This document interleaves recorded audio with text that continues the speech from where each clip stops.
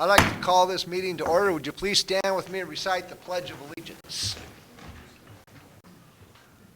I pledge allegiance to the flag of the United States of America and to the republic for which it stands, one nation, under God, indivisible, with liberty and justice for all. What I had in my notes was to request a motion to adjourn this meeting and go home and watch the Seahawks game. But unfortunately, our new city administrator, being the professional that he is, said that would not be in order to do that. So we have lots on our agenda tonight, and we will get to them in a systematic fashion. Did you? Oh, okay. Well, Commissioner Moore just let me know that we have actually a Metropolitan's Park meeting that we're going to do first before we do our general meeting. So I'm going to turn this over to her at this time. Thank you. Again, sorry for the confusion. And bear with me while I do this because this is kind of one of the different formats than we usually do. So I will call this meeting of the Metropolitan Parks District to order, and then I will promptly recess out of the regular meeting and open the public hearing regarding resolutions for ad valorem taxes.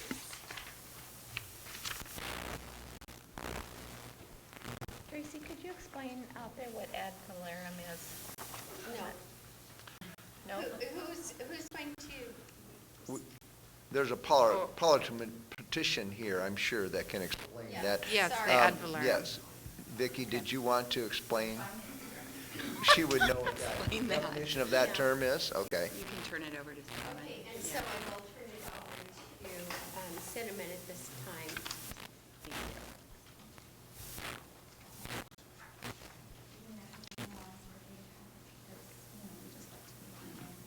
Okay, sounds good. Thank you.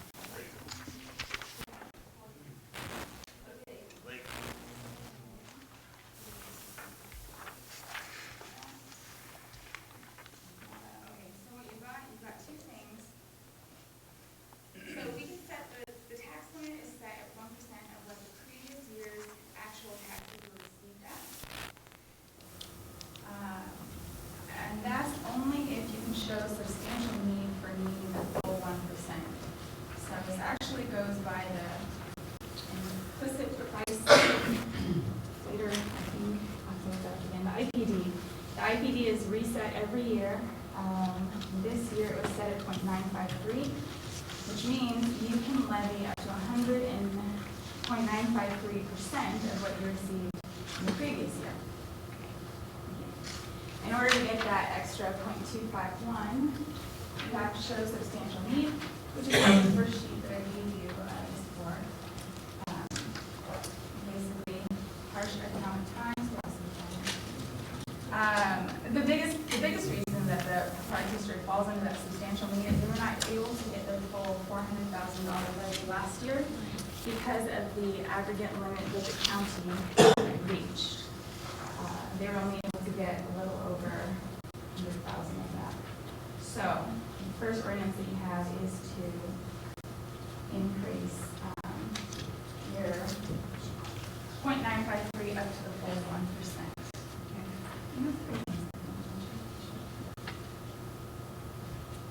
Do you know the difference in the money amount that makes?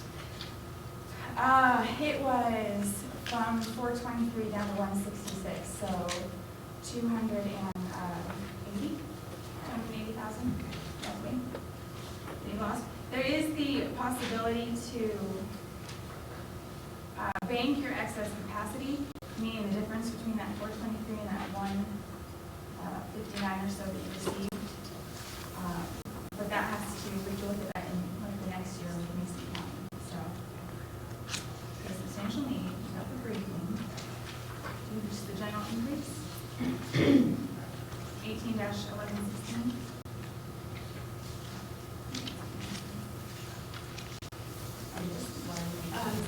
We do have, we do this. You don't have this question? I have, You should have a 17 and an 18, 11, 16. right, I have one. 18, 11, 16. I've got that one on I've got the other one also.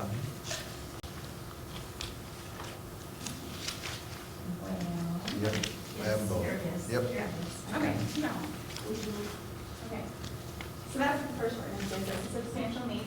The other one is just the general levy for taxes for the next year. That's to the 100.953%.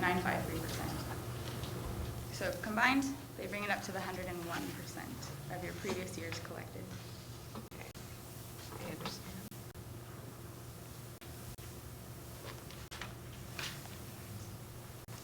So are you requesting a motion?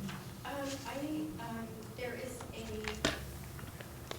opportunity here for public testimony. Is there any public testimony on this presentation by our finance director? We have no one signed on the list. And do any of each of the commissioners have comments? Well, I think we need to do this. We have, the city of Shelton is coming out of one of the largest recessions in our city's history, and we, if anybody deserves to increase a 1% tax, now would be the time, and I think we need to do that. So that's my comments on that. Commissioner Wood? I agree. This is needing to be done. So I totally am there. At this time, we will close the public hearing and return to the regular meeting. The staff's recommendation is to place both resolution number 17-1116 and resolution number 18-1116 on the consent agenda for November 14th, 2016 for their second reading and adoption, and to also place the levy certification on the consent agenda for November 14th, 2016. If we concur, then we will place the levy certification for the 2017 SMPD budget will be placed on the consent agenda at a special meeting on November 14th, 2016. So do we concur? We do. We do. All right, there is no consent agenda and no old business. Pardon for the interruption. Do we need to request staff to read those ordinances? You read them, but I don't know if we need to have staff read the ordinance. Yeah, we do. Okay, could we ever read these? Resolution number SMPD 17-1116, a resolution of the Shelton Metropolitan Park District of Shelton, Washington, increasing the ad valorem taxes for calendar year 2017, and resolution number SMPD 18-1116, a resolution of the Shelton Metropolitan Park District of Shelton, Washington, declaring a substantial need for increasing the ad valorem taxes for calendar year 2017. I don't think so. Okay, so that will be placed on the consent agenda for November 14th. Okay, there is no new business. For administration report, I will turn it over. No administration report. Okay. General public comment? No one signed up. Okay, the next meeting will be November 14th, 2016 at 2 p.m. and this meeting is adjourned. Thank you. And now, to continue with our normal City of Shelton Commission meeting, we have, the start of our meeting, we will have some commission reports. And the first report is going to be presented to us concerning the Forest Festival Annual Report, and Michael is going to do that.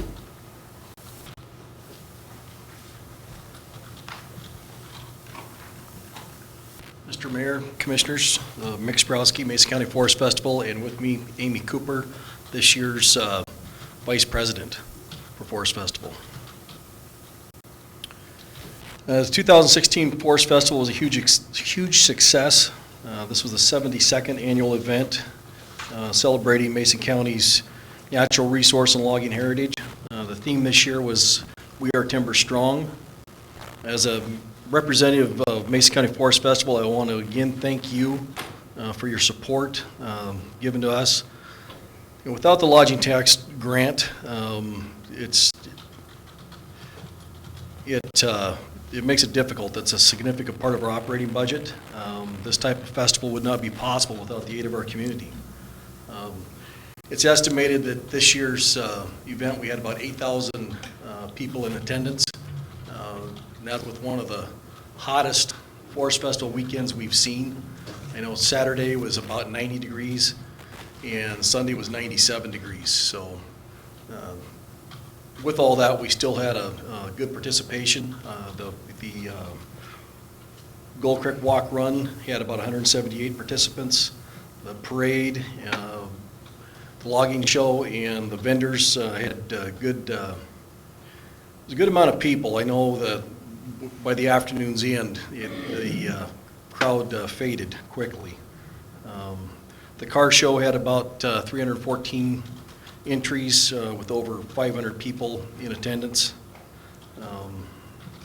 And moving on to the overall year, the float attended, the float and royalty, the royalty and the float crew, which is largely made up of volunteer parents, attended 6 parades throughout the season, which included the which were the Swim Irrigation Festival, the Roadie Fest in Port Townsend, the Port Orchard Fathoms of Fun, the McClary Bear Festival, Lake Fair in Olympia, and Sea Fair in Seattle.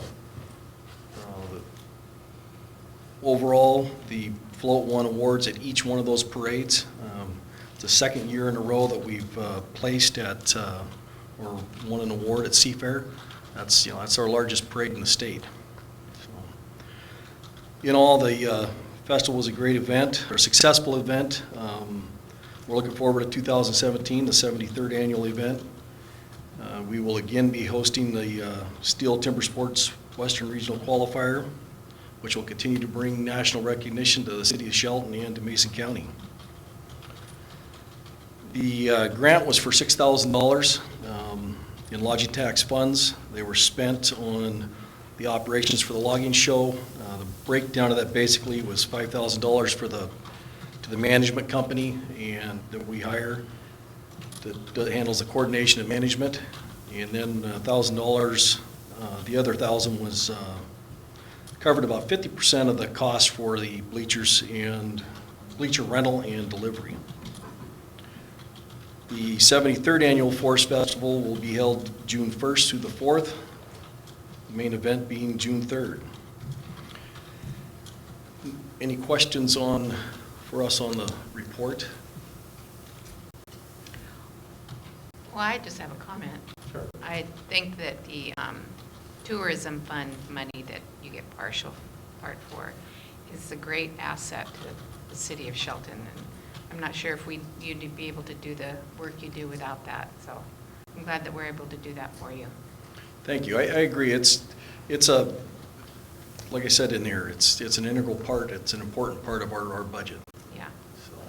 And, you're coming to thanking us for something, but in reality, we need to thank you because it isn't for the volunteers on all levels across the city on what we do.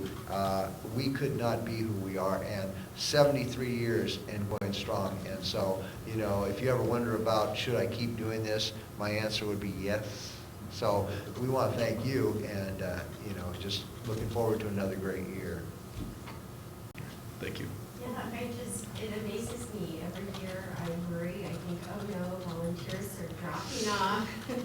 I'm always hearing this scramble to get people, and every year it seems like it's better than the year before. So congratulations. Well, thank you. I'm stepping down. I've stepped down this year as president, and I said no, but that's all right.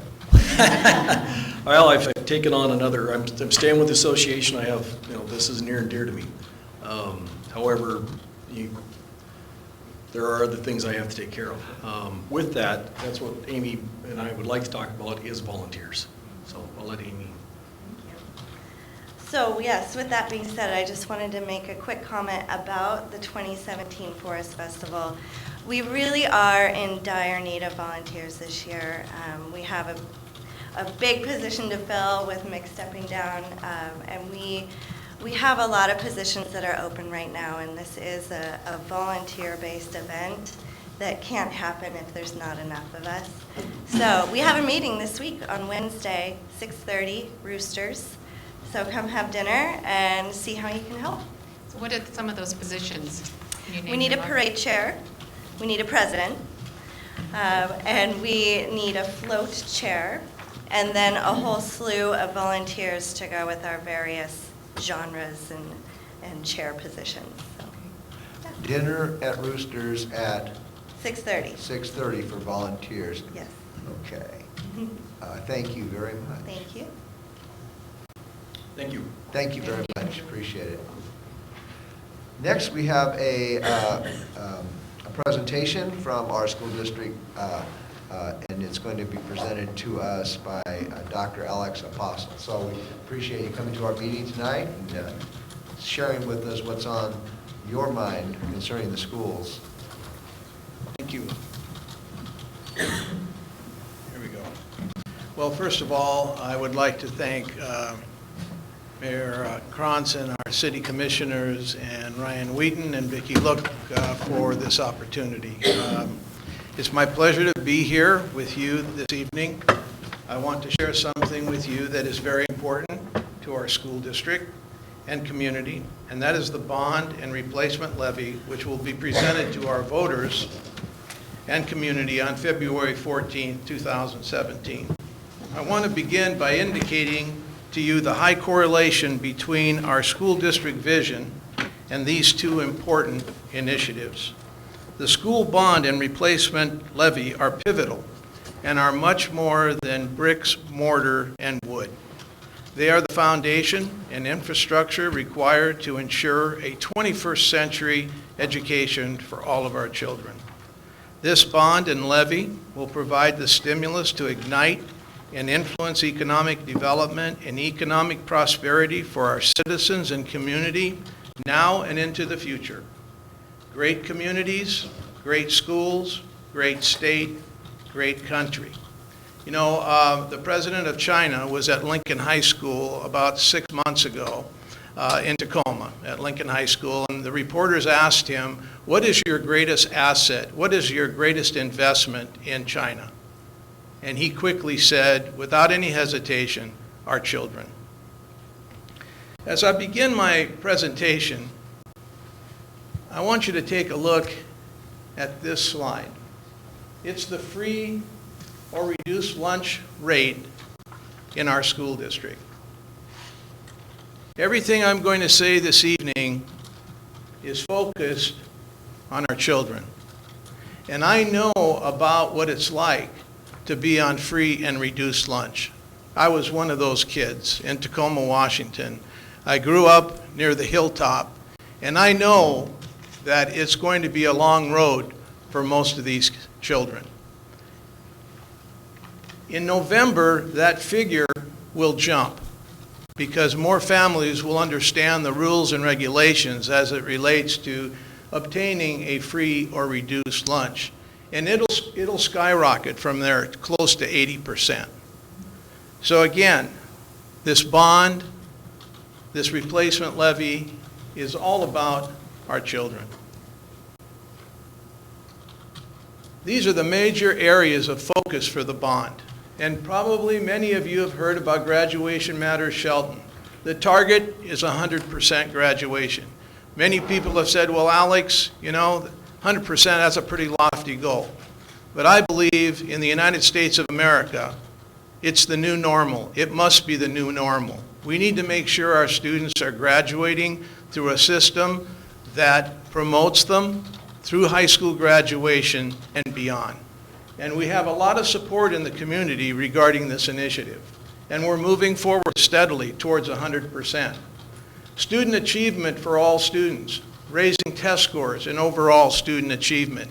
At the beginning of the year school celebration, I talked about how important it is to educate all of our students, every single one of them. Support them towards success. And I also talked about the importance of our test scores. Nobody really wants to talk about test scores in the public schools. But I believe that in Shelton, our scores are low. And I can tell you this because I've been in dozens and dozens of classrooms. We have great teachers in Shelton that work very hard every single day. And I don't want those test scores to overshadow the hard work that our people put forth every single day. So we've taken that one on, and we're really focusing on improving test scores, and in doing so, we'll improve student achievement in Shelton. Professional development, differentiated instruction, and language acquisition. Our demographics, like most places, is changing every single day. And our teachers are facing great challenges with students that can't speak English. So we've honed in on making sure that our teachers have the right training and the support to deal with that phenomenon. It's not going to go away. It's the new America. Increasing attendance to 90% in all schools. I can proudly say that as of last Friday, our attendance across the board was 93.69%. That's a huge improvement in terms of student attendance in the Shelton schools. We've got a lot of work to do, and what's really important is we talk about graduation, and that's important, but you have to develop programs to excite and motivate and inspire students to come to school, and we're doing that. Maintaining a safe and secure teaching and learning environment. We're very serious about that. From the time I got here last year, I started talking about how important the safety and security of our children and our staff and our parents and community was in relation to our schools. So I went to the school board and I said, you know, I've talked about how important it is to maintain a safe and secure environment in our school district. And we need to hire somebody that's going to take over that responsibility 24/7 and ensure that we have very detailed and specific, effective plans in all of our schools, and that the district support of those plans is clear. So we were fortunate. The board said go out and hire the very best, and we did. Karen DeWitt, a Shelton High School graduate who had a great career in the State Patrol, graduated from the FBI Academy. She's on the job right now, and she's moving forward quickly, working with our community, working with our schools to make sure that they're safe and secure. Capitalizing on our staff and community strengths to continue moving our schools into the 21st century. Some of you may know that we've reached out to Mason General Hospital, and we talked about developing a health science academy at Shelton High School, and they are supporting us with a $200,000 donation over the next 4 years to implement a health science academy, which will be the first of its kind in the area, in fact, one of the few in the state of Washington. And we're continuing to embrace our partners like Green Diamond, who gave us $25,000 to initiate Graduation Matters, Taylor Shellfish, Seattle Shellfish, our service clubs, our credit unions, our banks, they're all coming together to support these major areas of focus for our school district. I was very clear at the beginning of the year. I didn't want any confusion in our school district, and for that matter in our community, the direction of our school district. This is it, right here. Major area of focus for the bond is reconfiguring grade levels, alleviating overcrowding, creating 21st century schools, and again, making safety and security a top priority. A major piece of the reconfiguration is moving our 9th graders to the high school, making Shelton High School a 4-year high school, and providing our 9th graders with a high school academic program and a co-curricular program. 98% of all 9th graders in the state of Washington are in a 4-year high school. In a district our size, that's where they belong. We shouldn't have a middle school and a junior high. we should have a different system. And I'll get into that in just a minute. But at Shelton High School, we would build a new 2-story addition with 26 new classrooms. The 500 and 600 buildings will be vacated. All portables would be removed. We'd build a new auxiliary gymnasium. We're one of the few high schools and few districts to have only one gym on the high school campus. Most high schools have 2 gyms, and if we move the kids to the 9th graders to the high school, we're going to have 2 gyms. But we need a new roof on the student union building, new windows and paint, and improved safety and security. Improved safety and security and technology will impact all 7 of our buildings. Right along with this reconfiguration, we're going to build a new Mountain View, a 45,000 square foot building, and this will allow us to make all of our elementary schools K4 instead of K5. Right now, our elementary schools are bursting at the seams, and I'll get into that a little further out into my presentation. Olympic Middle School will serve grades 5 and 6. Oakland Bay Junior High will serve grades 7 and 8.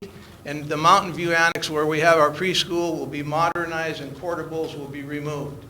We will call Olympic and Oakland Bay intermediate schools. So what we have with this reconfiguration is an articulated curriculum, grades K through 8, preparing our students to the best of our ability so that when they go to high school, they're prepared for success, they have the confidence to succeed.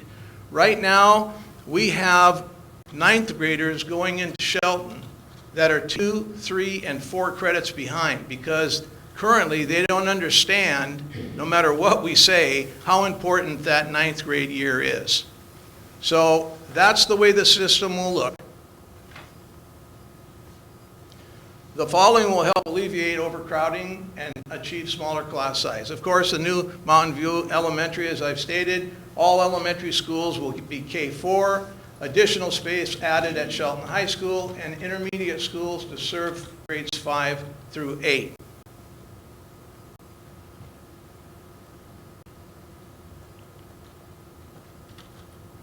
Creating a 21st century learning environment. We're going to do the very best we can. Our bonding capacity is $65 million. $65 million, it's a lot of money, but in terms of what we're doing with that $65 million, we're getting a lot of bang out of our dollar if that bond passes. Give you an example, across the country, they're building high schools for $250 million.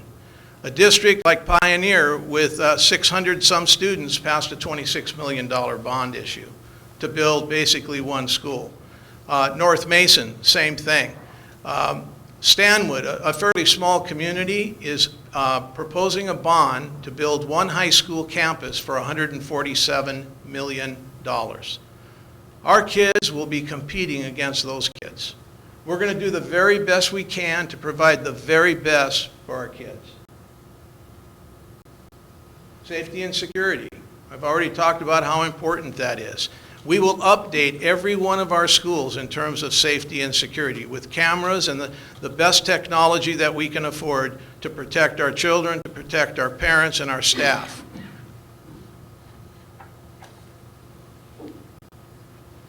Here's the way the district looks before the bond will pass, hopefully. And there are the numbers of each school. And if you go across to the right, you'll see the numbers after the bond is passed.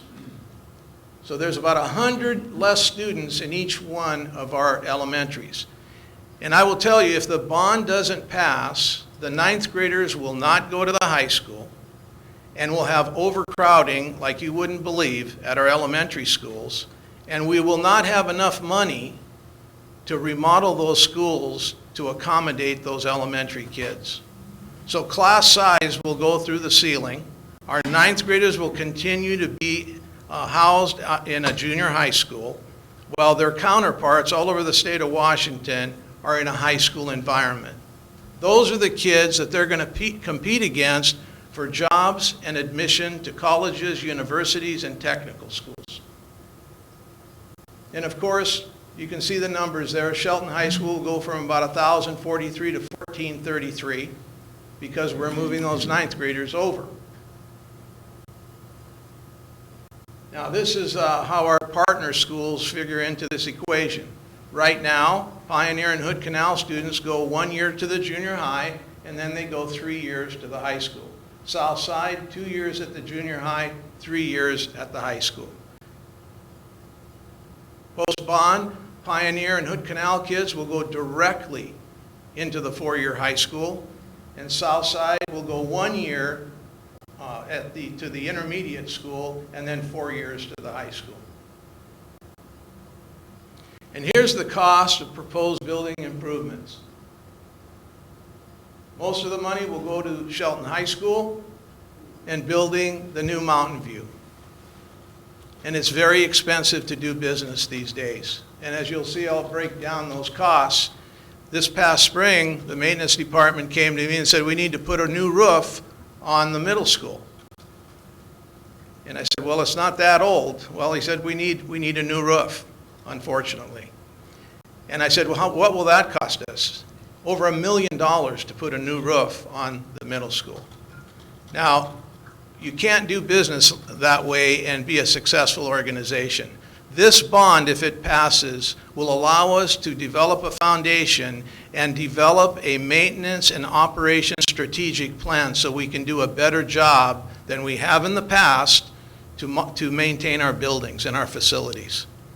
But it's very, very expensive. And keep in mind, if this doesn't pass, and we run a bond issue 5 years from now, that figure will at least double. I'll give you an example. We built the middle school in 2004 for $12 million for 78,000 square feet. Things have doubled and tripled since 2004. And here are the needs in the various schools. And $1 million these days doesn't go very far.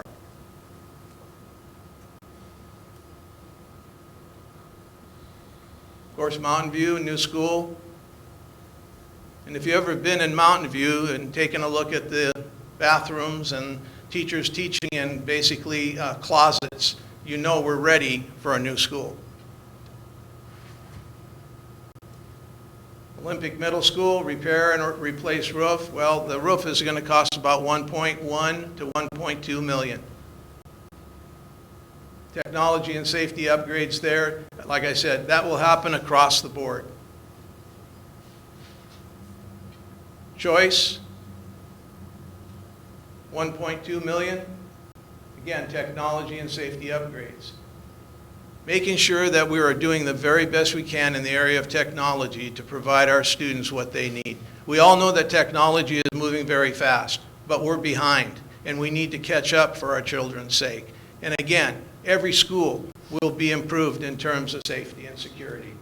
It's better to do these things now than to say, we should have, we would have, we could have.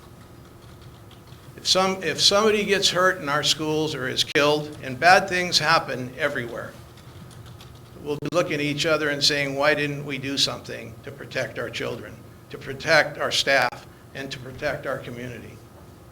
It's too late if that happens, and we don't do anything. Shelton High School. I've shared with you that they're building high schools for $250 million, $200 million. Not too long ago, the new Mount Tahoma High School in the Tacoma Public Schools cost $180 million.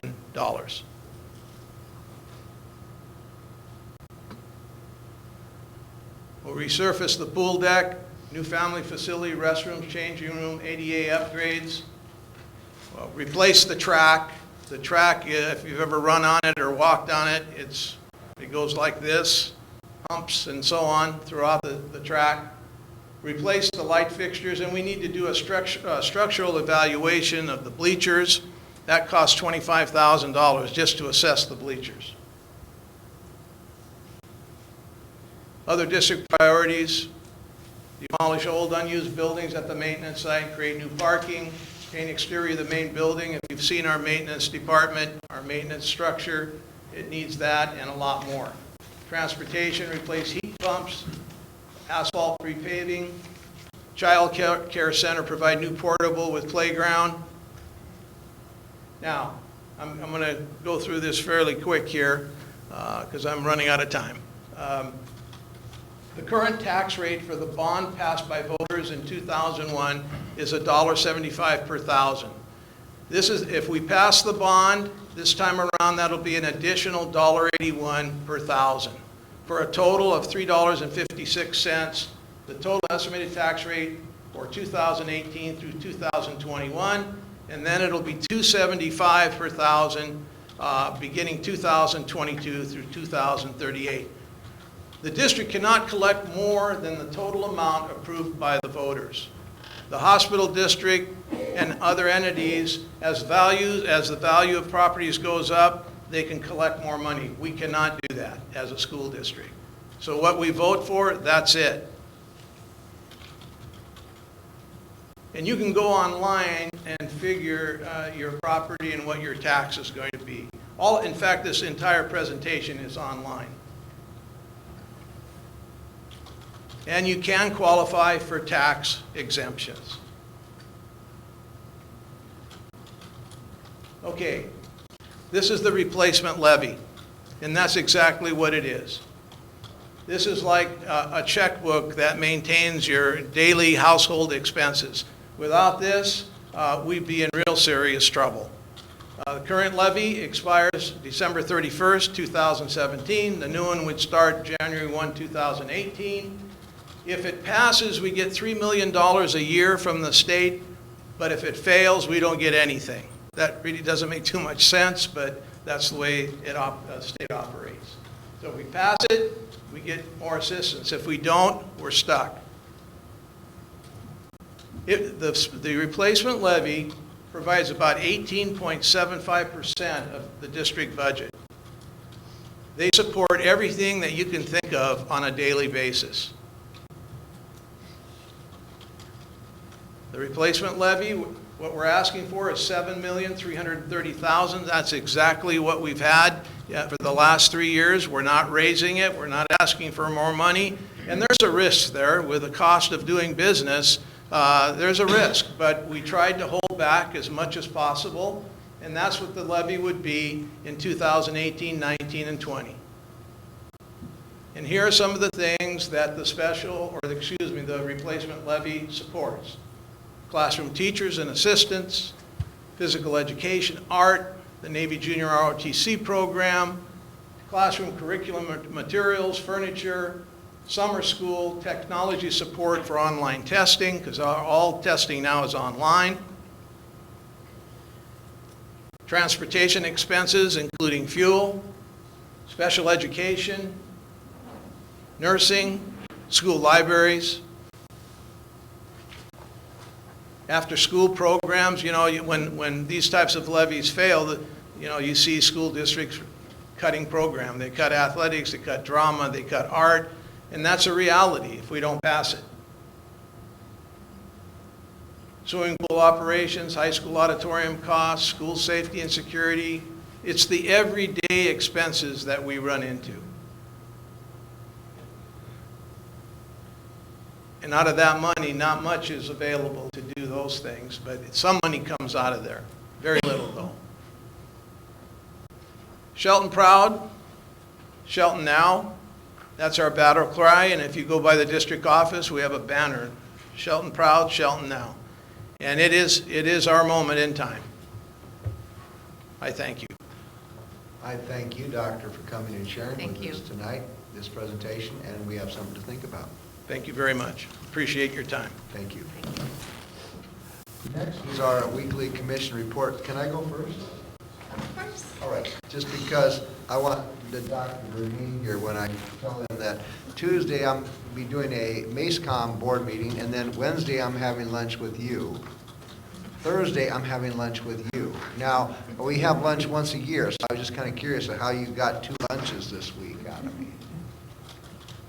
You want me to respond? No. No. It's So, food, Gary. yeah, so anyway, I'm looking forward to that. We have a wonderful relationship and good conversation every time. So, and then on Thursday, I'll also be doing an Economic Development Council board meeting. And that completes my week, and so I should be pretty educated after those lunches, I'm sure. So, Commissioner Moore, did you have something on your agenda this week? Yes, I do. I'm not having lunch with Dr. Apostle. No? Okay. So today I had a meeting with Lynn Longan at EDC, and that was nice. It was educational. We discussed the railroad. Tuesday is voting day. Everybody be sure to vote in your pantsuit or without your pantsuit, however you want to do it. But it's important to let our choices be known. I also have a housing coalition meeting tomorrow.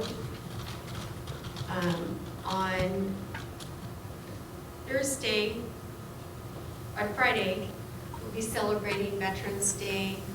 I hope that you all have a moment to take to reflect on appreciation of those who have served in our armed forces, and give your appreciation and your thanks to those brave men and women.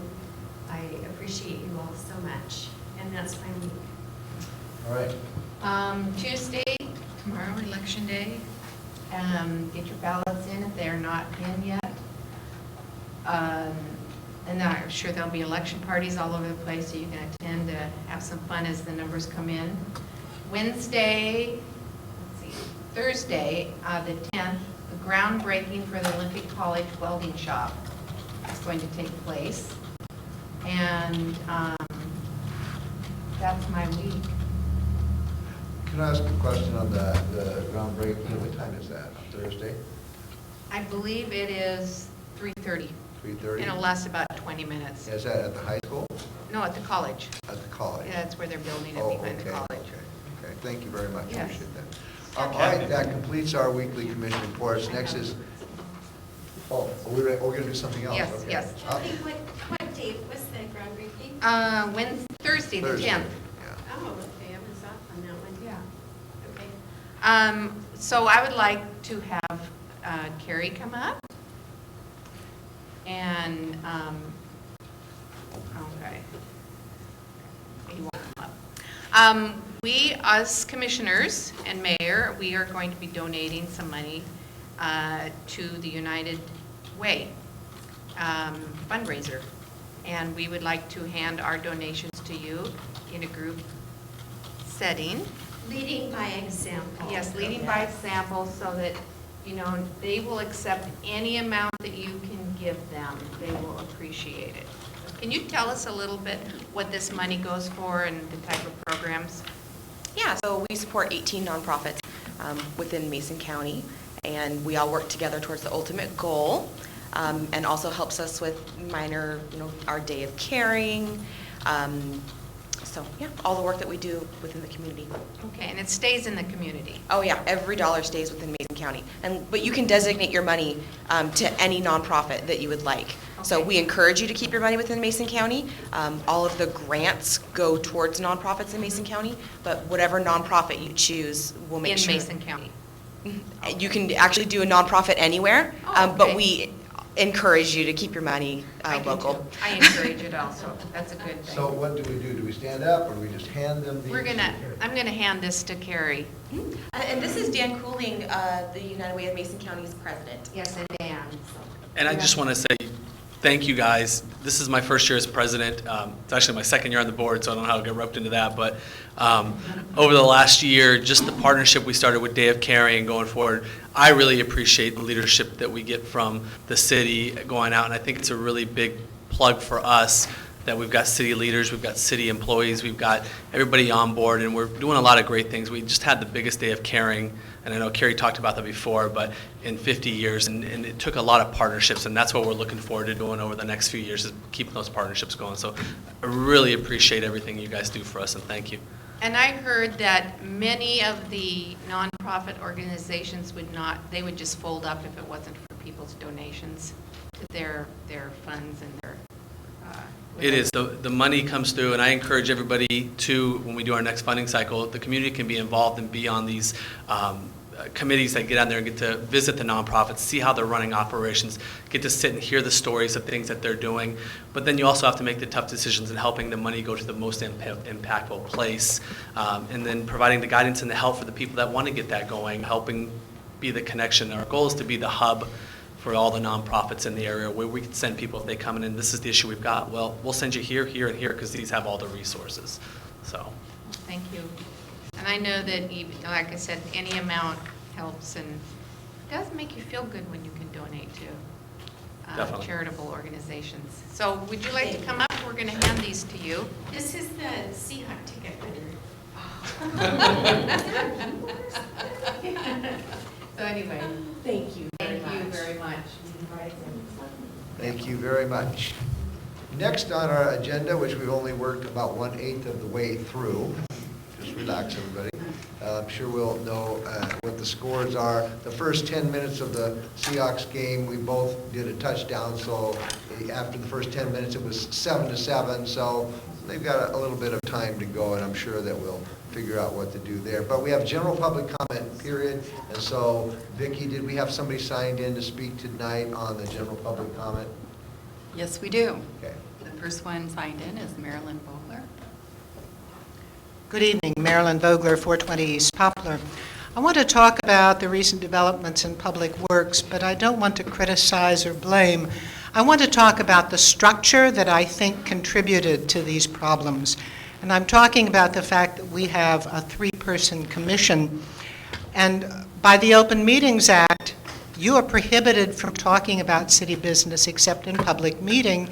Any 2 of you together constitute a quorum, which means there isn't much discussion that goes on among you.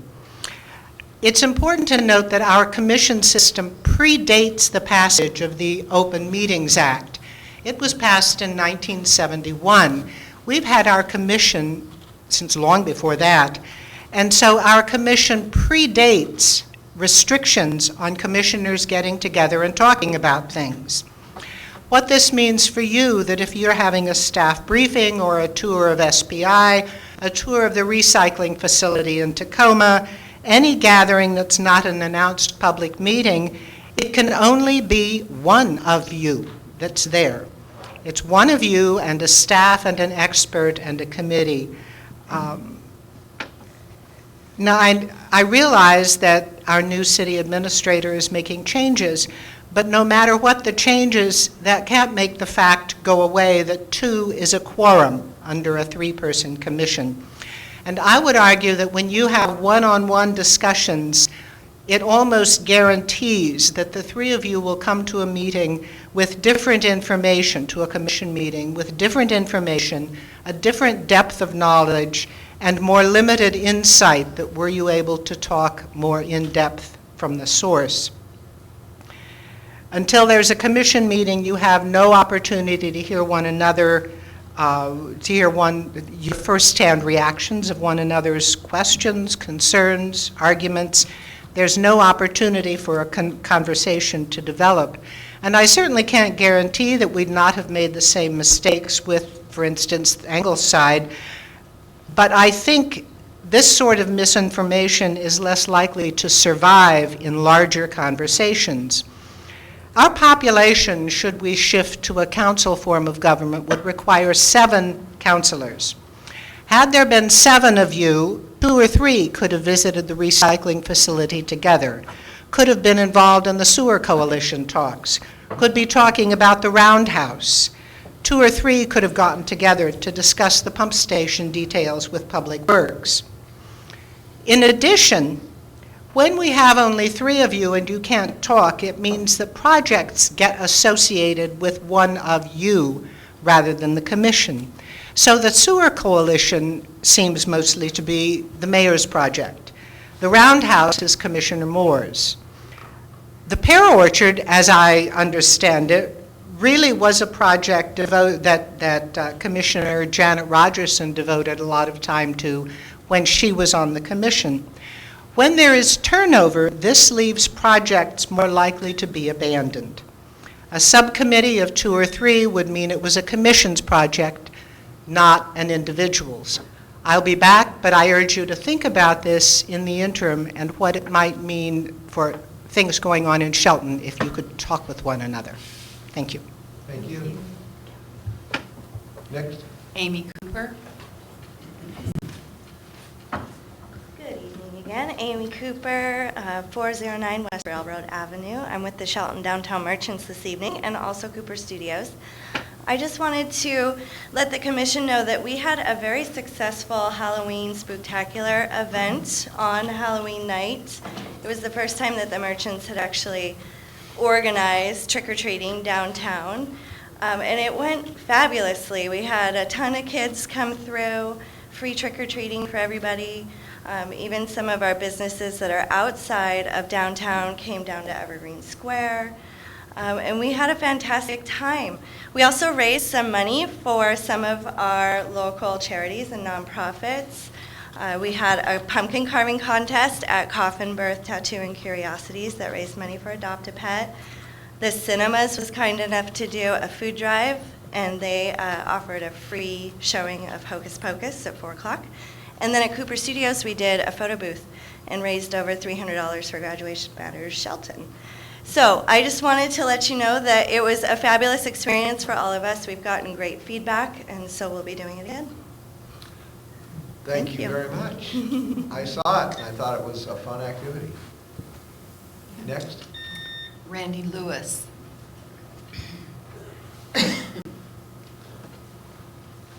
Oops, sorry. Old guy. Hi, everyone, Randy Lewis. I'm a proud resident inside the Shelton urban growth area. It was fun to watch the recent tape on iFiber with Gary, Ryan, and Jason, I believe. From their presentation, it appears that since the city reduced their upfront fees, there's been an explosion of new projects relative to past years. The absolute number may not be much, but is several times multiple of recent years, and is a great jumpstart for Shelton, which is my perception of the motivation of the commission to reduce those fees in the first place. Although the immediate financial impact of lowering the fees was subservient to the motivation to jumpstart growth in Shelton, it is useful to talk about the financial impact of the reduced fees. First of all, it is not correct to make a blanket statement that Shelton is losing money due to the reduced fees. When evaluating the financial impact of the reduced fees, we have to realize that there are two types of projects. One, those that would have occurred anyway had the fees not been lowered. Two, those that would not have occurred had the fees not been lowered. If the project would have occurred anyway, yes, Shelton accrues less revenue on that project than they would have had the fees not been reduced. However, if the new project has occurred because of the fee reduction, Shelton does not lose revenue. Shelton accrues revenue it would not otherwise have generated. As Commissioner McDowell said during the debate on the fees, you cannot lose revenue that would not have come into the city in the first place. So how many of the new projects are due to the reduced fees? I don't know, but I do know that, for example, 2 Habitat for Humanity homes were built that would not have been built under the old higher fees. Listening to the tape, it appears that, for example, empty houses will now be refurbished that otherwise might have stayed empty and thus not been maintained. Finally, by reducing upfront fees, Shelton has incented growth by significantly reducing the upfront investment required for one of these projects, thus reducing financial risk for investors. Finally, but most significantly in my opinion, an additional financial benefit accrues on a project over and above immediate revenue generated. For a project that is completed due to the reduced upfront fees, now there is future utility and other revenue generated in perpetuity that otherwise would not have occurred.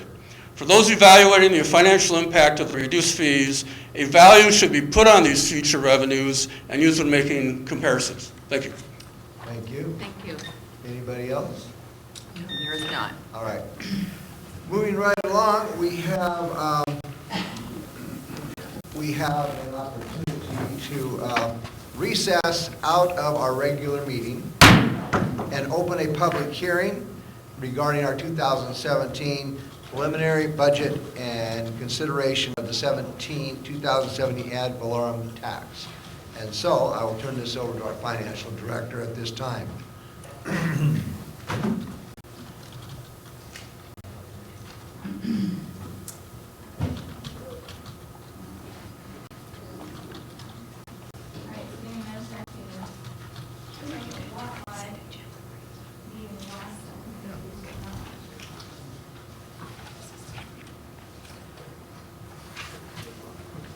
Different order this time.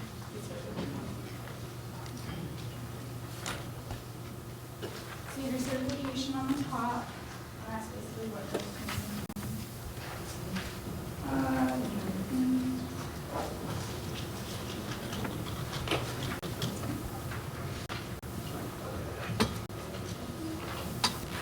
and then you'll have the same two ordinances. You'll have one to increase to the full 1% based on substantial need, and you will have one to increase at all up to that 0.953 limit. So this is the substantial need. This increases by 0.0071%.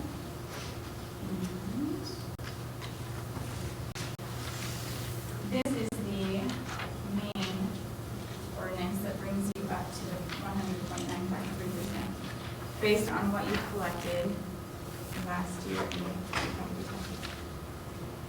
Okay. I think we've got four.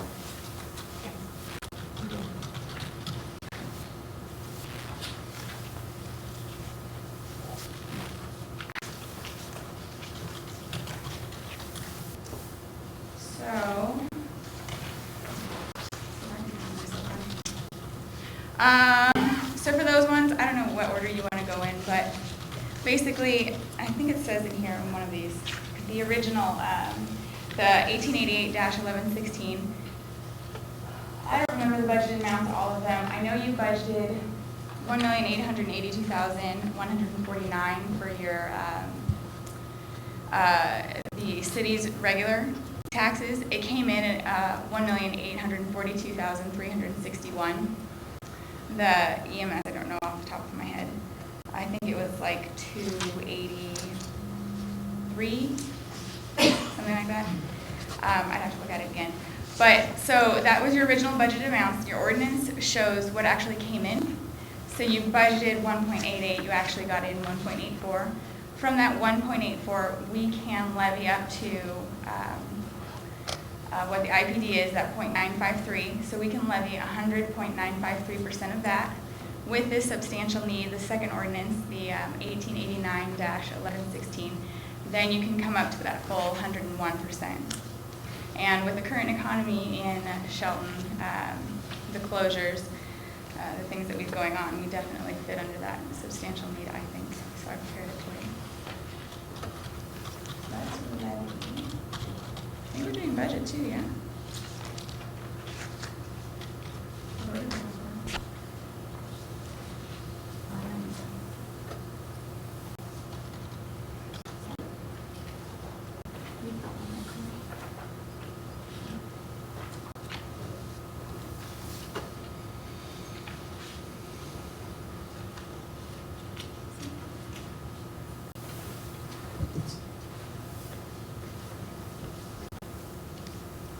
So I don't know if you want to talk about any of the tax stuff, if you want to look at the presentation. We can go through the presentation. We did this earlier, and so maybe an abbreviated form or highlighted areas. I'm not exactly sure. We did go through this before, and so. We went through some of the general numbers. This has a little bit different information. But yeah, a lot of it's the same. We'll we'll hop on through it here. So your 17 preliminary budget. Again, the purpose of this is the difference between the pre-preliminary and this one. The original was, we've collected all the information. Here's our big bucket to wade through. Now with this preliminary budget, we've got our fund balances in there. We have some more accurate numbers, like our levy information now, that we were able to update that for next year. So that's the difference between the last presentation and this one. So sorry, the one at the beginning of October, rather. You've got your slides for this, and I've got some more copies for everybody else. This is just a general overview of the budget process from April when the strategic planning happened, the retreat, up through December 31st, which is when the adoption has to be finalized and copies are available. City of Shelton. Economics. And these were some of the things I wanted to highlight at this meeting. If you look at your general graph of, here's our expenditures, which is red, here's our revenues, which are blue, you can kind of look from 2013 to 2017, like everything's increasing, right? It's kind of on a growing upward trend. And it would seem that way. If you look at a graph of the growth, however, you can see that the growth of your expenditures is increasing pretty rapidly. The growth of your revenues is not.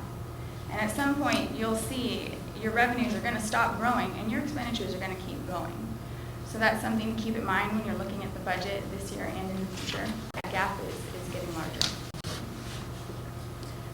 Aiding that decreasing revenue growth, decreasing program funding, decreasing reserves, increasing expenditures, increasing program needs, and increasing unfunded mandates.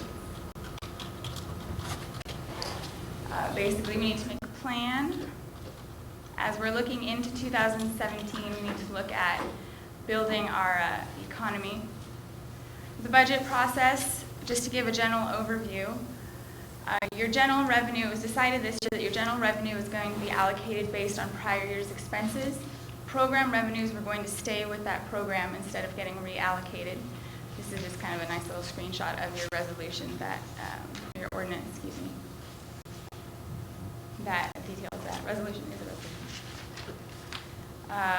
And here's the policy about your balanced budget. You decided to follow actually the Government Finance Officers Association, the GFOA, their best practice for a balanced budget, which is identify your recurring expenses, your recurring revenues, your one-time expenses, your one-time revenues. Don't use one-time revenues to fund recurring expenses, because eventually those one-time revenues are going to dry up. You still got recurring expenses. What are you going to do? And the whole point of that really is it's not to limit what you're doing, but rather to provide transparency and show how your budget is aligning you for future financial health. So that is something that we've done both this year and last year, was made a big emphasis on lining up those recurring and non-recurring. This is just discussing the same thing. The whole point of it stops the draining of non-recurring resources like your assets or reserves. Fund balance, there's different types of fund balances. You can read them there. Non-spendable, restricted, committed, assigned, and unassigned. Your unassigned fund balance is basically your fund balance that is available to cover shortfalls, cover unexpected things. It doesn't have a whole lot of limitations put on it. With that original graph, where your expenses keep climbing and your revenues aren't climbing as much, that's digging into your unassigned fund balance, digging into your ability to fund problems. You did pass a policy for your general fund reserve. You have an operating cash flow and a strategic reserve. Different percentages of the general fund are required to be in there at the end of each year. And again, this is just mentioning that revenue expense growth chart. You can see from this graph the fund balances. Your restricted fund balances are your dark ones. They're staying relatively stable because they're restricted. You can't use them for much. At the very lower right-hand corner, there's kind of a teal bar that pops up. That's your transportation benefit district. Your green is your restricted. There's not usually very much amount in there, very large amount. Your yellow, though, that's your unassigned fund balance that's supposed to be available for whatever you need it for. You can see that coming into 17 in the future, it's almost non-existent.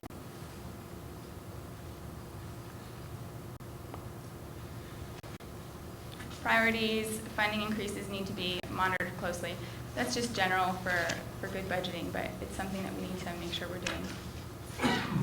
The rest of this is a lot like what you saw at the last presentation, the general numbers.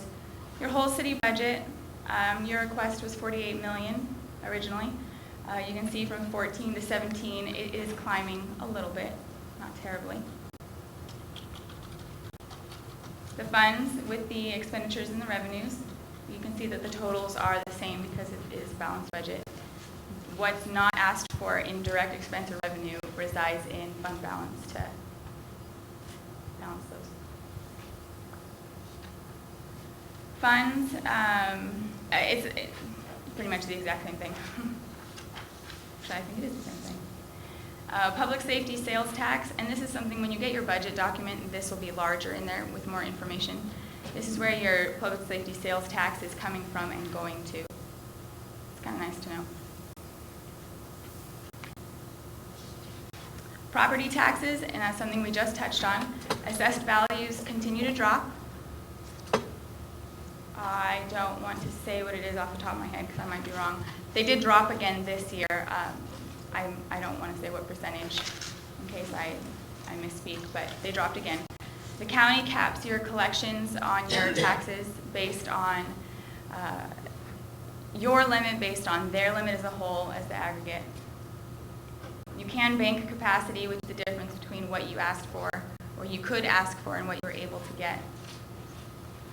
If you ask for too much, the county will just reduce what you can get. Total personnel costs for 17, a little over $8 million. It's a $300,000 increase. Salary and benefits are usually going to be your largest increases they typically have to be. Your salary, of your employment costs, you can see the large part of the pie is your salary. You've got deferred compensation, FICA, health insurance, labor and industries, retirement. Here's your revenue by revenue by sources. Taxes on the left, that large red portion is obviously our largest one here. Beginning fund balance, that purple is the next largest section because you do have those strategic reserves that you've set up. Tax revenue, property tax is going to be your largest, with sales tax and B&O coming in second and third. Here's your budgets with your various taxes. You can see your taxes are increasing, but they're increasing by only a little bit. They're increasing though. And the rest of these are the funds and the requests, the balances. Requested expenditures and revenues for the general fund leave you with a shortfall in 17 of $569,000.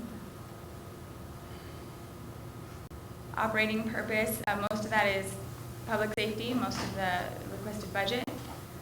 General government then comes in with regulatory and streets following.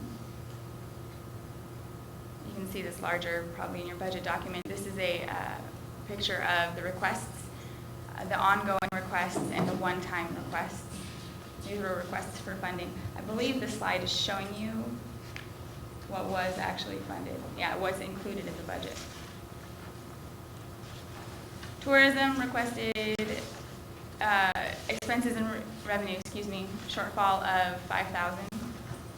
Capital improvement came with a shortfall of just over $19,000. Remembering these can all change by the end of December as we get more accurate information coming in. Here's some of the various projects, overlays.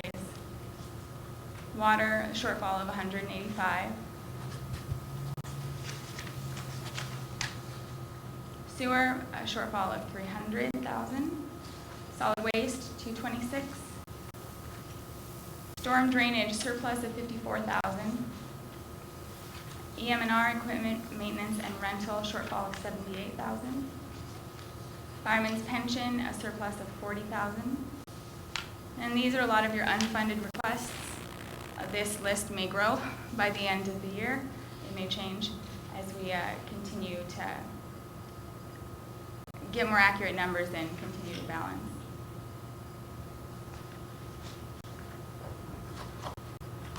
And then there's your budget calendar. Today's the 7th, obviously. And December 5th is when your final budget public hearing is set for. Any questions on that? Well, a question I have is all of the shortfalls here. So how are we going to address the shortfalls? Right now you're addressing them through your fund balances. and through planning, really it's going to be through project planning, through planning for the next year. Programs that can bring in revenue to support themselves need to, and they need to do it at a higher rate probably than they are now. You do have reserves that are covering this year and last year, but they can only last for so long. So Absolutely. we need to be a little bit more strategic, I think, in our. So are you saying that these shortfall, that these, you said we have a balanced budget, but then on a number of these, we have some surpluses, but on a number of these, we have $300,000 shortfall. Yep, that's not showing the fund balance. So if you plug in the fund balance that you have at the beginning of the year, add your revenue, take away your expense, and then what you've got left at the end of the year, you've still got one nice tidy little shoebox of money there. Okay. But everything else, if you take away those fund balances, it's going to look a little jagged on the end. Okay, because we're not planning on taking any more of our reserves in 2017. We did in 2016. We took some reserves to balance the budget.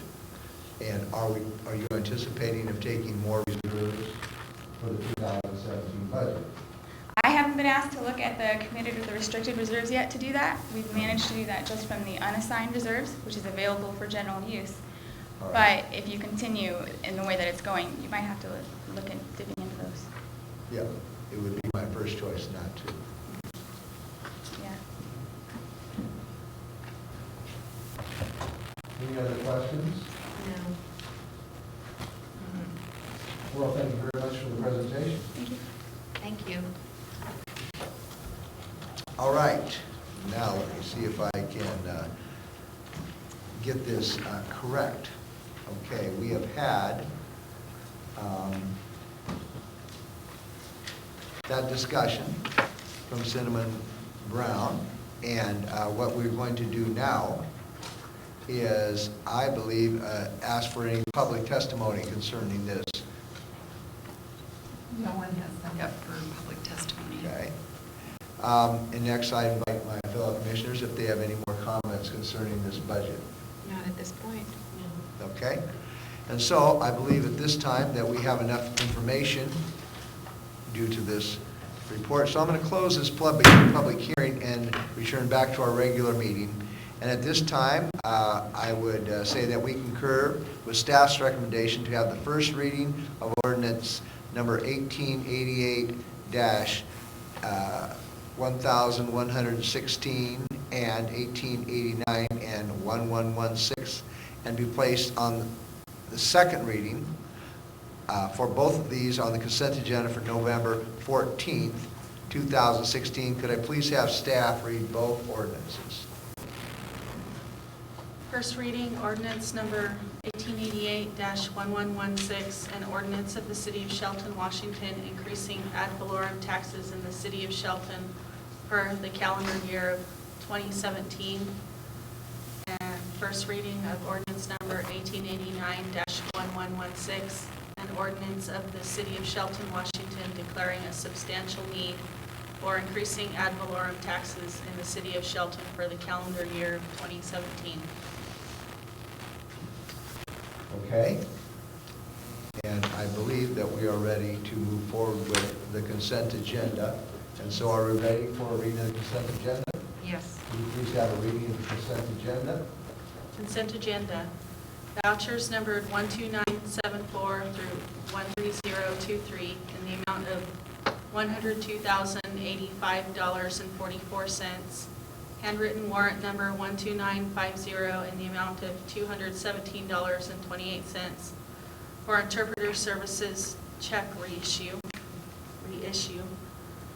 Commission meeting minutes, business meeting of October 3rd, 2016, study session of October 10th, 2016, and business meeting of October 17th, 2016.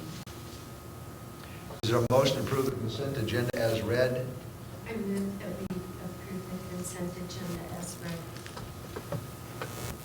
Is there a second? I second it. There's a motion and a second to approve the consent agenda. All those in favor, is there any other further discussion? All those in favor signify by saying aye. Aye. Aye. The agenda passes.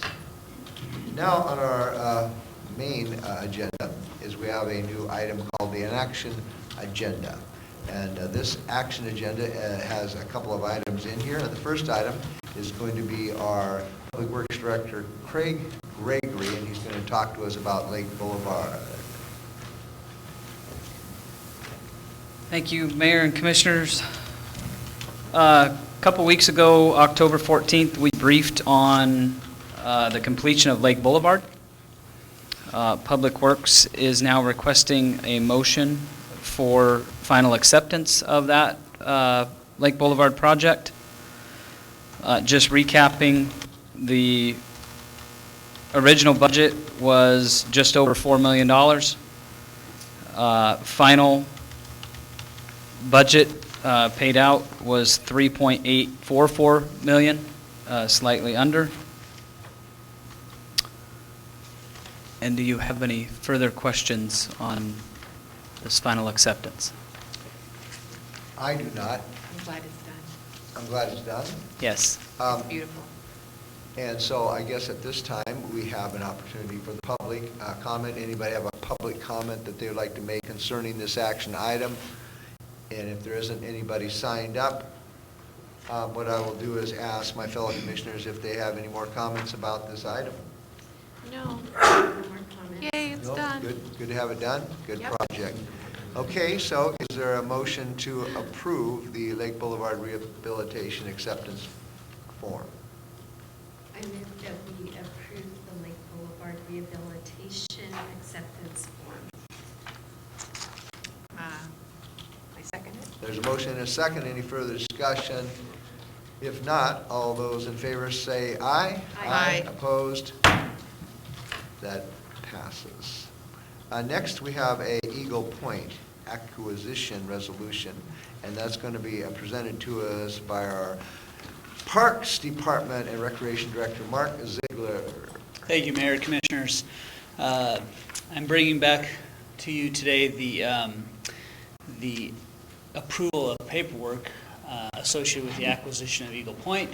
As I briefed the Commission on October 24th, the city has been provided the unique opportunity to acquire 14 acres of the property, tidelands, and wetlands that are commonly referred to as Eagle Point, adjacent to the City of Shelton's wastewater treatment plant. This would be at no cost to the City of Shelton, as these are grant funds that were acquired through the Recreation Conservation Office by the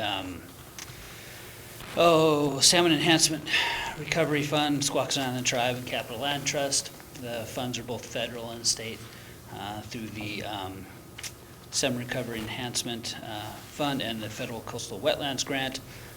So today I'm asking for the Commission to give approval to the Mayor to sign the necessary documents, including the grant authorization resolution number 1094-1016, the purchase and sale agreement with the Port of Shelton, who is the property owner, and project agreement amendments with the Recreation and Conservation Office. I love it when there's like, this didn't cost the city anything. I love it. We look forward to those We moments. have something for it. It's a beautiful piece of property. It is. It's absolutely, I'm really looking forward to putting my vacation home on the peak of that one, you know, and Tiny watching, house. watching the submarines come into town. So there is an opportunity for public, do we have any more comment for Mark? Any more questions? I do, but do we want to do? Well, we usually do the public first, so can you sit down for just a moment? Just, we're working through the new action agenda item here. And so if there is anybody from the public who wants to talk about this property, now is your opportunity. If we have nobody signed up, then we will talk about it ourselves. And so I don't see them coming forward. So do we have any more questions or comments to Mark Ziegler about this? Yes, I do. I'm very, very, very excited to get the property. I think it's going to be a wonderful asset to the city of Shelton.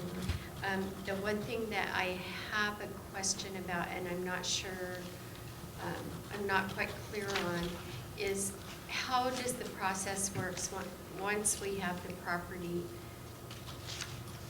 How do we start building the actual park? Well, that will again be a public process that'll be directed through the city commission. We'd like to engage the public. We'd like to utilize our Parks and Recreation Advisory Committee and the volunteers that are involved with that, determine best use of the property. There are some restrictions from the grants. It can be minimal impact because of the salmon enhancement recovery funds and the coastal wetlands grants. They limit the impact because there is critical habitat involved there. But really the property lends itself as passive recreation area. You know, you're not putting in ball fields or or things like that, or large structures, but trails, interpretive information, lookouts, viewpoints, maybe non-motorized boat launch, things like that. So we utilize the public, obviously, to provide as much information as possible, what their wants and needs are, develop a process that would be affordable and attainable to, through whatever grant funds that we could obtain, or through the city's parks budget, and move forward with that. So after the property is acquired, will the waterfront area be immediately available to the public for like paddle boards or kayaks or? It's not really accessible at this point. There are some game trails on that, but at best, they're game trails, so we wouldn't necessarily advertise it for public access at this point until we could provide suitable access onto the property. Yeah, it looked like it might be quite a jaunt to carry your canoe down over the hill. So, okay, that is something that I am assuming we're going to get frequent questions about. I know I'm already getting those questions, so I guess we'll be patient and be happy and celebrate this beginning. so you have a right-of-way access to the property, you have that. It abuts, I don't know if it's Fairmont Walker Park Road at that point, but yes. Oh, we have access. Yes, absolutely. Not jumping out of the helicopter to get there or anything like that? No, there can be access, and there may be some potential to utilize some of the infrastructure, maybe at the treatment plant or something like that, for short-term parking and things like that we need to work out through this process. All right, thank you very much. Okay, I don't think we need you anymore, but thank you very much, sir. All right, it appears that we've had a opportunity to talk about this, and so I would like to request a motion to adopt resolution 1094-1016. I will make a motion to adopt resolution number 1094-1016, a resolution authorizing the submittal of applications for grant funding assistance for salmon recovery projects to the Salmon Recovery Funding Board. I'm not going to read anymore because there's a lot. But anyway, I make a motion. I second that. There's a motion, a second. Any further discussion?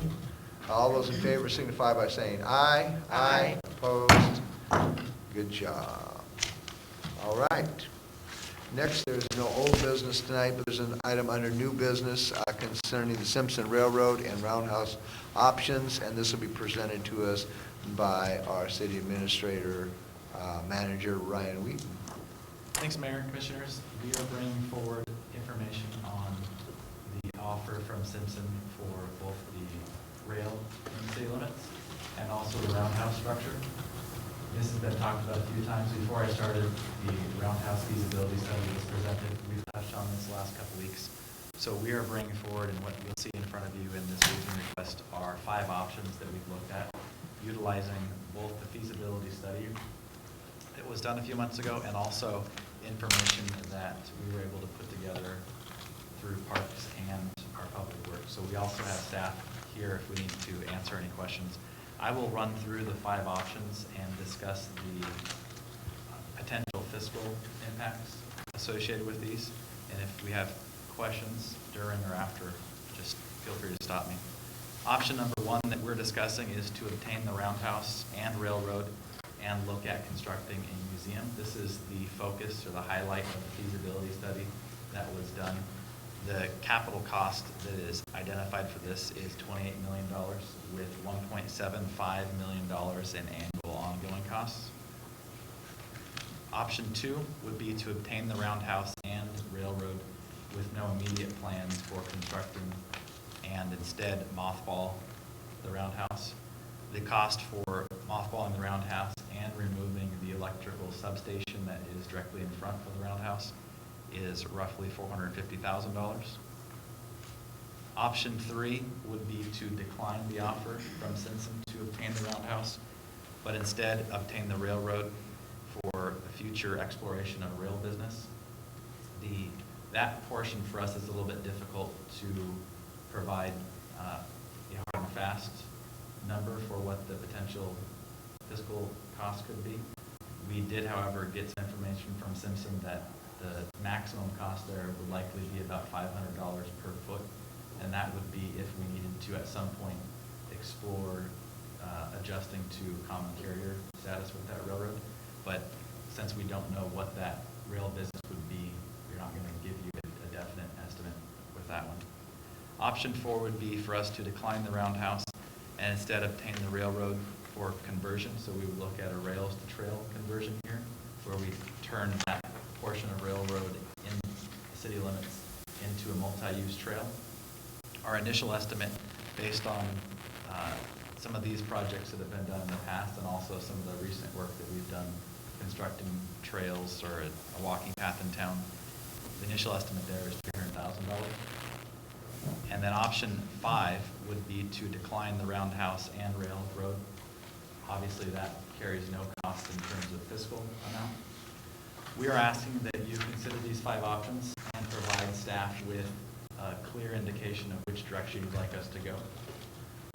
We've talked about this a number of times, so it's up to you in terms of whether or not you want to discuss this further tonight and allow public comment and then make a vote now, or if you'd like to look at doing that, next Monday we can do either of those.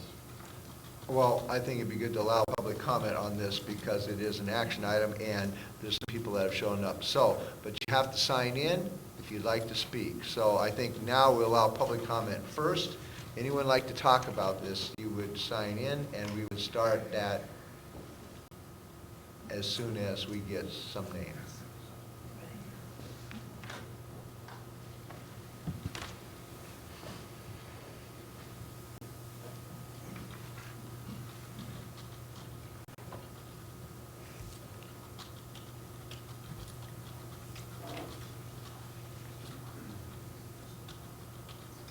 And we could start with the first name if we had one, and then we could, while that's being passed around, just state your name for the record, please. Good evening. My name is Josh Kaivo.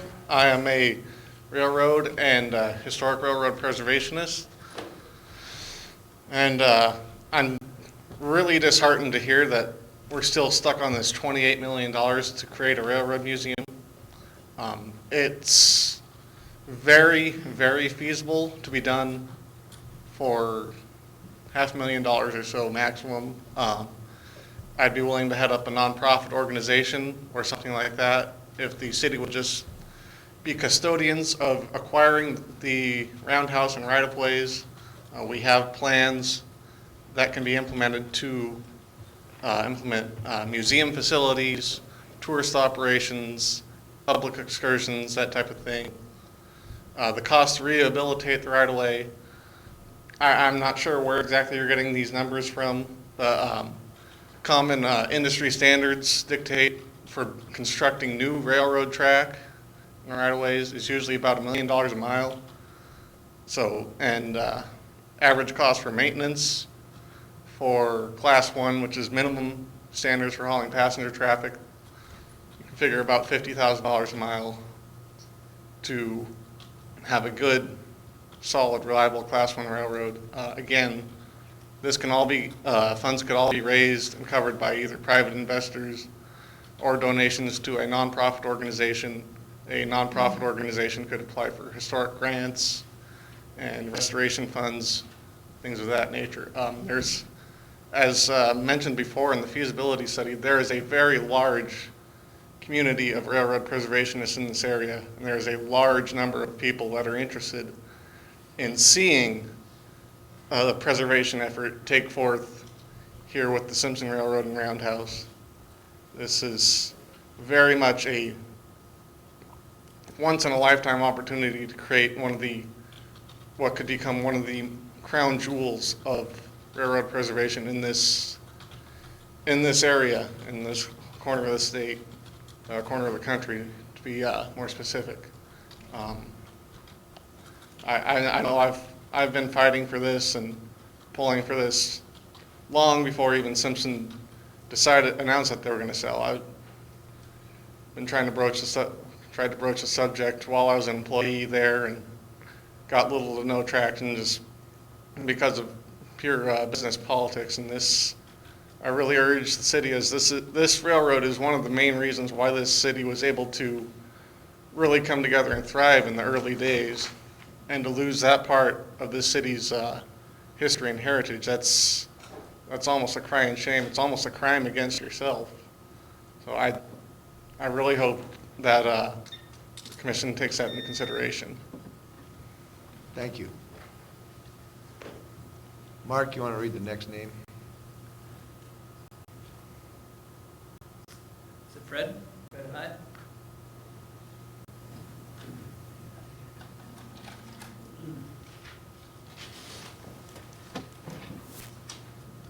Mr. Mayor, members of the commission, my name is Fred High. I'm a retired school business official from Covington, Washington, and I'm also a depot owner and very passionate about railroad preservation. I'm also an active member of the Railroad Station Historical Society, which documents and takes tours of railroad structures around the U.S. every year. I think you're well aware that you have a treasure in your community that very few other communities have. I'm also aware, as a former school business administrator, after watching your financial presentation and also the school districts, that incurring additional expenditures is not an easy thing to do. What I would hope that you would do is at least save things long enough for perhaps more of a volunteer or grant-based process to actually save this and preserve it for the future. Once it's gone forever. We've seen this happen to other rail structures around the country time after time. I think looking to the future, the kinds of things you might look at is what's happened with the city of Snoqualmie, certainly Palouse, Idaho, which has done a grant-based funding of their railroad depot, a very historic depot over there. The city of Dayton, Washington, which has preserved their depot, their very early Union Pacific depot, mostly through volunteer efforts. And these are legacies that have kept these communities on the map. And I think that could also help here for the long term too. So I understand the financial situation. I hope that you allow it enough time to perhaps allow an organization to assist to make this a very low cost or no cost operation for the city in the long term. Thank you very much. Thank you. Next. Russell. Russell. Just state your name for the record, please. Hi, I'm Russell Holter. I'm from Tacoma, Washington. And I just wanted to come down here and express my concerns for the rarity of the property type. I'm a historic preservationist. I work for the state of Washington. And I just wanted to point out to the council that there's only 2 roundhouses left in the state of Washington. And so the other one belongs to the Burlington Northern Santa Fe and is at Interbay in Seattle. So this is a wonderful opportunity for the city of Shelton to be able to embrace its heritage and to take an active role in preserving one of the last of its property types. And just by having a roundhouse that is available to the public, because the Interbay one will never be available to the public, will be a big tourist attraction for this particular region. And after looking at your financial position there, you probably could use a little bit more income in the form of tourist dollars. And I just wanted to encourage you to consider using the roundhouse for a museum purpose. And I believe that the best use of the railroad would be to continue to use it for freight rail and actually look to bringing in more enterprise at the end of the line at the Dayton Mill site. Thank you, Mr. Mayor. Thank you. Ross Gallagher.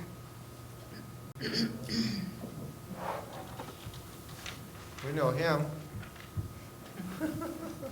Where do you live? Well, this is a change for me. And the score is 28-17. Hey. We're ahead. Okay. Thank you for this opportunity.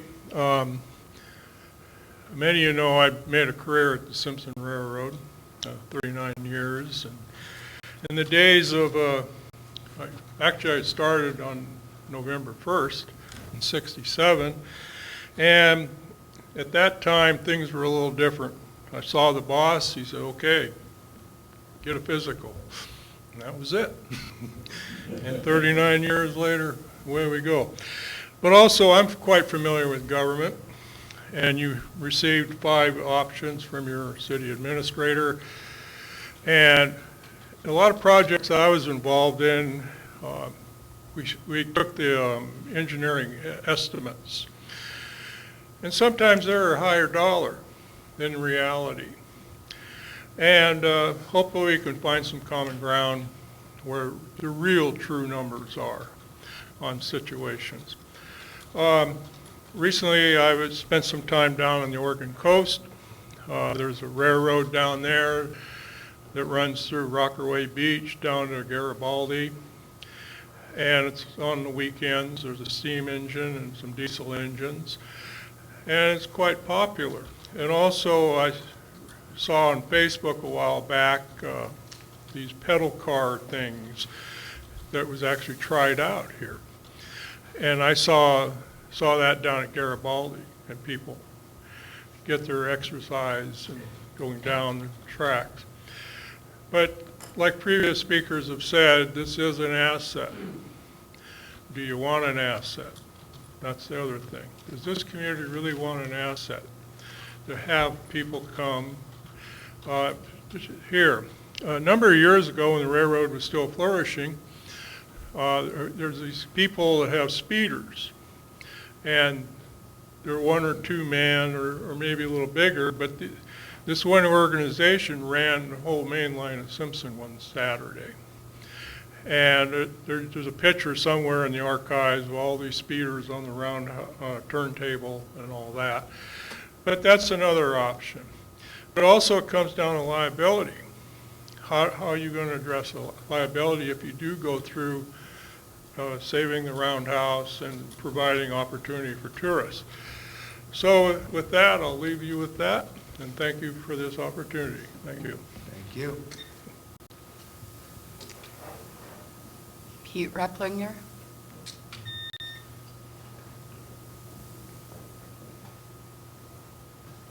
Pete Replinger from the Shelton area. I'm a railroad historian, and I worked for the railroad down here for about 38 years. My suggestion is the city to obtain title to the roundhouse and the railroad and just turn it over to us as an operating entity. That way you wouldn't have to pay liability insurance or anything. So that's all I have. Thank you. Thank you. Anybody else? No one else. All right, so here's where we are. Our city manager has given us some options to look at, and we've talked and thought about this for a while, asked questions, and so I guess it's now our opportunity to decide what we want to do. And so I would open this up to my fellow commissioners, to Commissioner Morris, spent years on this subject, and Commissioner Gal and myself. Now is an opportunity to probably talk about it. So, Okay, I will go first. I have worked for years on this, and I think there are some basic things. We know that there will be hurdles to jump over. I think it's unusual that a city would be offered millions of dollars in infrastructure. If we were to decide we wanted to build a rail corridor, we would be paying far more money for that. So I believe that chiefly from an economic development standpoint, that we really need to consider this. Part of I have my thoughts in no particular order here, I'm sorry.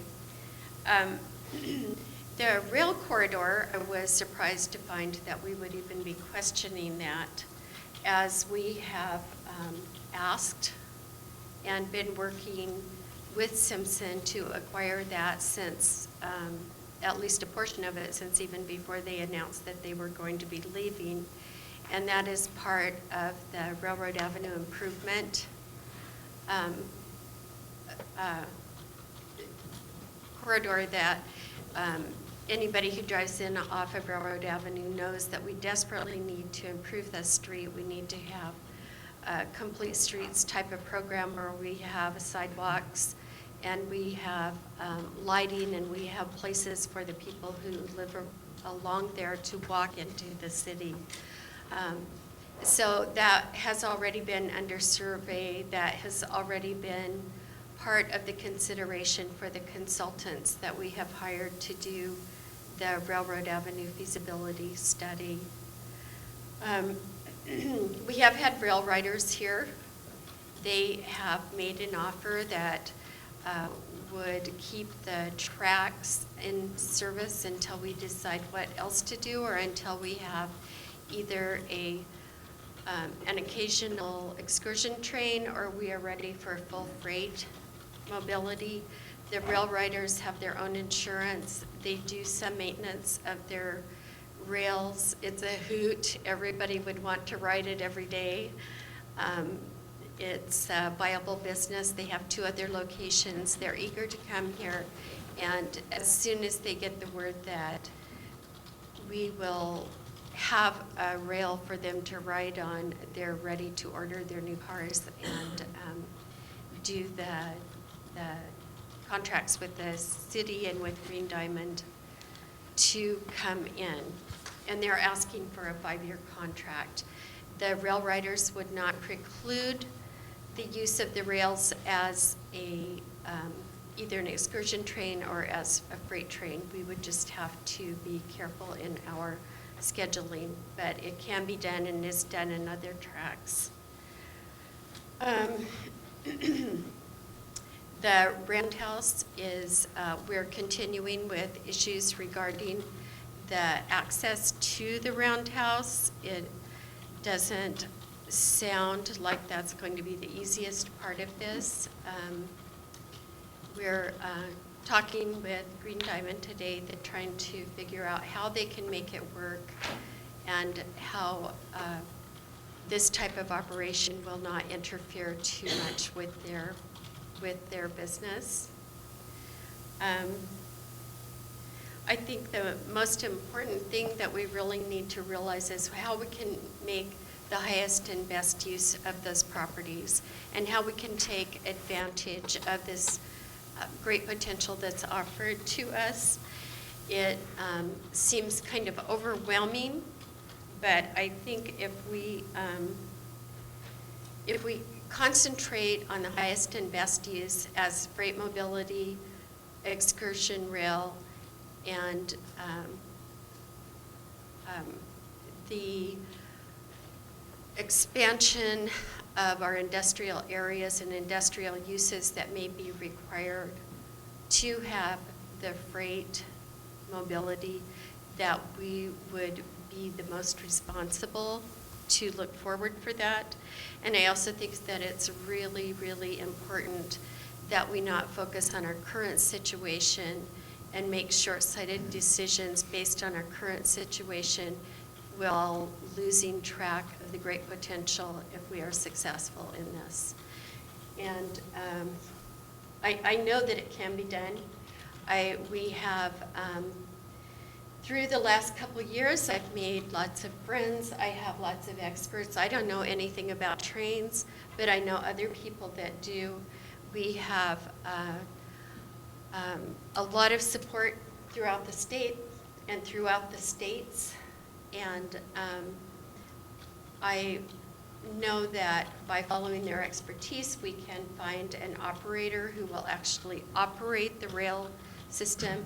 It is not going to be a case of the city running their own little city railroad. We don't have the capacity and we don't have the expertise for that. And so I just really hope that we can look at the potential and grab onto that, and in a few years have a project that we're so thankful we didn't let slip through our fingers. And that's my feeling. All right. At this point, I have nothing to say at this point. Nothing to say at this point. Well, it's not an easy decision. And what I would like to say is I would love to support the whole thing. I would love to have a tourist facility that the city could afford and work with. But I've listened to most of the sides of the story, and unfortunately, our financial situation today is because we have spent way more than we could afford for a long time. So it puts us already, if this was a possibility, it puts us way back on being able to do it. I'll just talk about the Roundhouse. There's some big strikes against it. We have some real environmental concerns, we have some liability concerns, and we have no access. And if it was 100 feet in one direction, maybe I would be willing to try and figure out how to mothball this and wait and save and figure this out. But unfortunately, the location, which I didn't create, and the no access, which I didn't create, makes it almost one hurdle too big for me to see the city taking on at this time. So my opinion is that I probably, because of these different situations, I respect Commissioner Moore's passion and her professional dedication to this cause. I would support her in approaching option number 3 and option number 4, which is the basically the rail, the lines. But unfortunately, I cannot see us taking the Roundhouse. And if there was somebody that showed me a better picture than what I've been seeing over the past few months, if there was a real big donor that was willing to put up, the 28 million or even 10 million, I might be able to figure it out. But I still don't think it overcomes the fact it has no access, and we don't own it, and we don't own the access lines. The government owns them, and so I think at this point I would be. I talked to Senator Tim Shelton today in length about this issue, and he said that if we were talking about taking the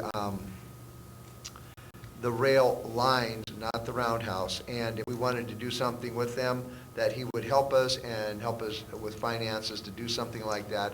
And so I think a lot of it has to do about our current financial condition, and we should have said maybe no a lot more times than we said yes, and we'd be in a little better situation to do something like this. My heart is into the tourist attraction. My heart is not is into the possibility of taking this beautiful Roundhouse and restoring it to its glory, but it has so many negatives against it. At this point, I could not support that. I would support looking into taking the rail line that we have which is option 3 and option 4, and working with that, but that is probably where I am tonight on that decision. So we kind of have a couple of different opinions here. We have some options in front of us.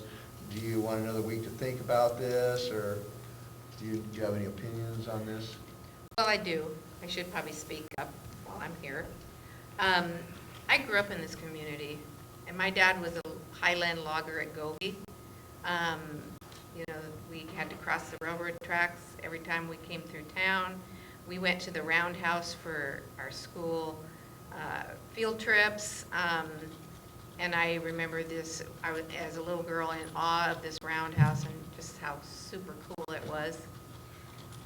But we are in a bind in this city on our finances, and I could not justify spending the money to save the Roundhouse when we have a lot of infrastructure that needs to be done. Now, I love the idea of the rails.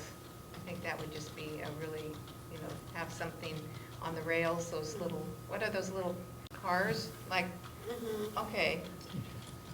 That's I like option 3 and 4, but at this point, I can't see constructing a museum. We have no access to the other side. there's, whatever, there's a lot of obstacles. If we had a lot of money rolling into the city, I would say, sure, let's go for it. But we are hurting and we need to we have a new school we have to build, and we need we need to get going. It would take a long time in tourism to make back $28 million. So that's how I feel. But I do like the option 3 and 4, the rails. Okay, I just would like to continue on. I definitely respect that that's a scary number, the numbers that we have been given, but we are looking at other options. And I think if we can put off this decision maybe for a couple of weeks, I can bring more options. That's fine. I would like that. We've been working so much on this and exploring various scenarios, and it's difficult to imagine the actual rail without the hub of the roundhouse. And so even looking at options as far as what else we could do, I think would be important at this point. I am willing to wait as long as we can. Okay. Okay, there is a matter of city employees' times on this, and that it is becoming an issue. And so I would probably put a cap on this and take a vote on this in probably a 2-week period. And if something drastically changes, I am very open to a millionaire stepping up and with an easement in his hand and the money to take all liabilities and turn this into that glorious roundhouse.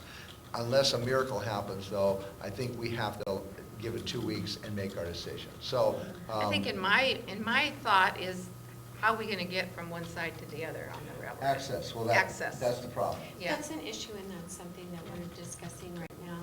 I think also that what we have to do as well is not look at this as strictly tourism, but look at this as true economic development, and that can affect our whole county. The fact that we can have a working railroad. And I know that Tim Sheldon has said that he can come up with some money for studies, and hopefully through part of that study we can come up with maybe a more straightforward and less expensive way of doing this, or maybe come up with a plan that not all of that money is going to need to be found at one time. But I just hate for us to waste the potential, because once the potential's gone, it's gone. Okay, so does that sound clear? Do we have that enough to where I think that if we need a motion, but I think we need a 2-week period to make this decision. We'll bring it back. Okay, thank you very much. Any administration final touches? We have one issue, sorry, one thing to note. A year ago, we worked on an agreement with Mason Transit Authority. This agreement allows us to work with them. They are going to, or have money to purchase some flashing crossers. So you see the one that's near their transit center, there's also one on the railroad. They have money to purchase some more. This agreement would allow them to fund those. We will install them and maintain them. It was signed by Mason Transit Authority's GM a year ago. We are finalizing that now, so I have signed it. We wanted to give you a copy so that you know that that has been completed. In addition to that, we have a couple touches from Public Works. We are going to bring forward a fee schedule update for biosolids, and also we're going to bring forward a snow and ice removal plan. Okay. So we'll bring those forward the next couple of weeks. Thank you very much. Our next meeting will be Monday, November 14th at 2 p.m. in the afternoon. This meeting is adjourned.